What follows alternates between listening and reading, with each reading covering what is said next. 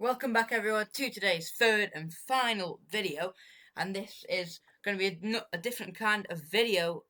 We have got a long range forecast coming tomorrow, but this is a forecast for late October, November and early December. Now there's not going to be any chart data shown on this except for a couple of examples. This is going to be about the NAO AO. It might be a bit complicated, but I'll make sure you can understand this. So the concept is that with the data we're being shown, that November could be a very cold month and even early December. So this is something to look out with, and it could be a very early winter we could be seeing here. Even though it's very far in the future, and this could be completely wrong, it is on the cards at the minute that it could be quite a cold November. So just before I start, I want to say make sure to like and subscribe. Helps me a lot and helps me keep making these videos, so thank everyone for that. And without further ado, we're going to get straight into this.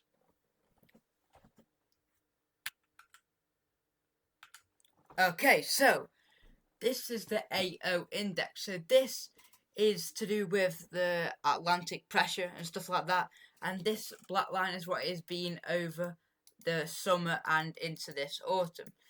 So at the minute, we are a little bit below average on the AO index. So that means there's a chance of more northern blocking. Northern blocking is when high pressure is more likely to be in the northern area over the North Pole and over Greenland, what can bring colder weather. So, as we go through, at the minute, we're just very weakly negative at the minute, but with this, we're going to drop, and we're going to drop to a very, very low point, especially for September. It's quite rare you see AO go this negative. Now, it does start to strengthen up a bit, but stays negative all the way up to the end of this. So this is quite rare for September.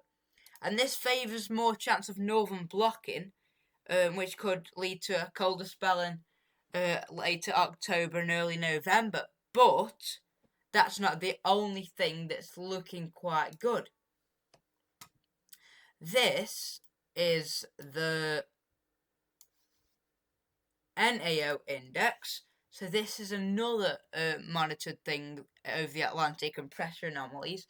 And this one, once again, we are slightly below average at the minute. We're going to go a little bit above average. We're going to have a positive NAO. Now, this is forecast to drop once again to a very rare and low level as we move to the end of September and actually stay very low. Even though there is some strengthening it all the way back up, and that could happen, the majority are actually keeping it very, very low. So not only is the AO predicting very low levels, but the NAO as well. So them combined is even more of a signal that it could be more northern blocking and even colder weather into October, November and early December. But on top of all of that, and that is enough, we have got the Arctic oscillation. So the Arctic oscillation is all three of these combined. So I'll show you this now.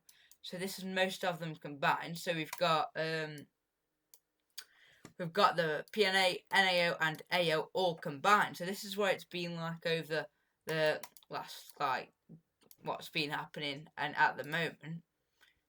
And all of them combined look like this. So this is the forecast. At the minute, we're slightly negative with the Arctic oscillation. Go up, strengthen back up again towards next week.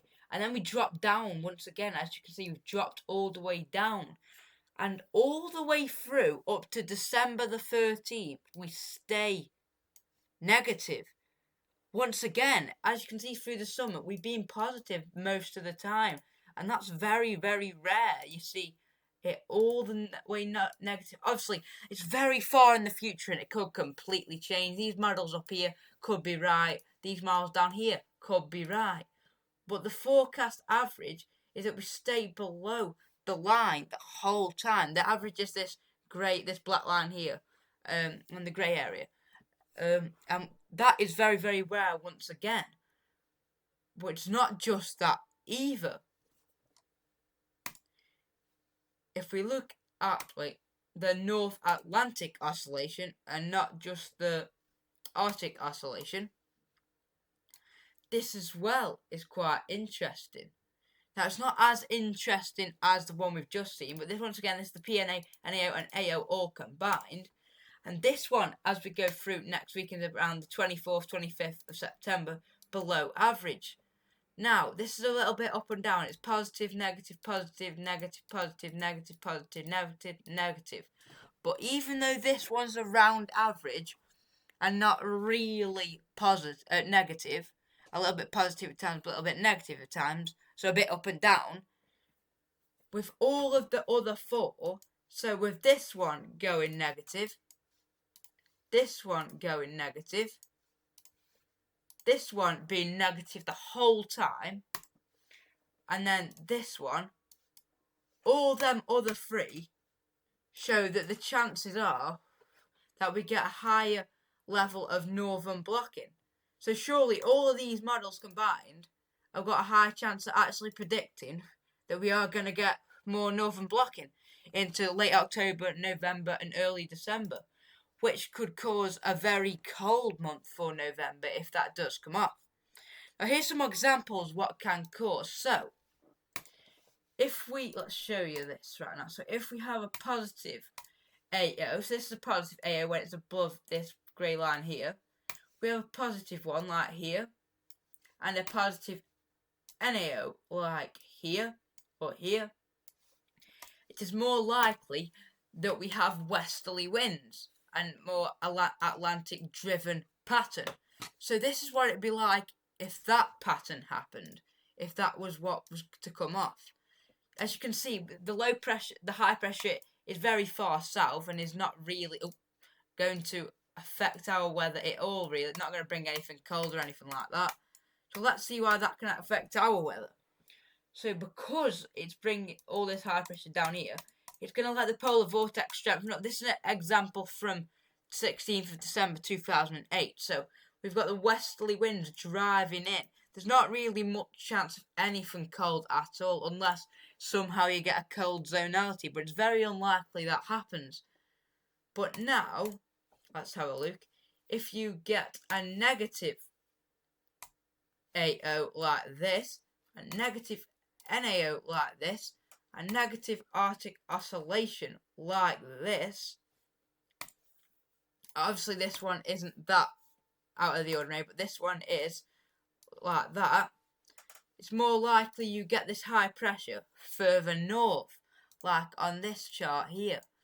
And this favours a very cold outcome, and this is what this pattern can bring, and what I'm showing you here, this pattern, what we could be seeing into late October, November could bring.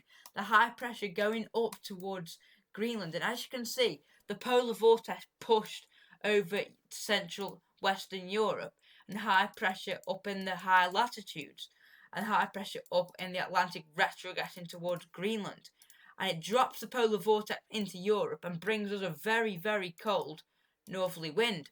Now this is from the December to remember in 2010, and this is what happened on that time. It was a very cold November and December, that year was. And that was all to do with, I think there was an SSW in it, some stratospheric warming, and we obviously, it's too early to know if that will happen, but I don't think that actually happened in that year. But obviously the AO and NAO were both negative, I think, and that's what caused this to happen.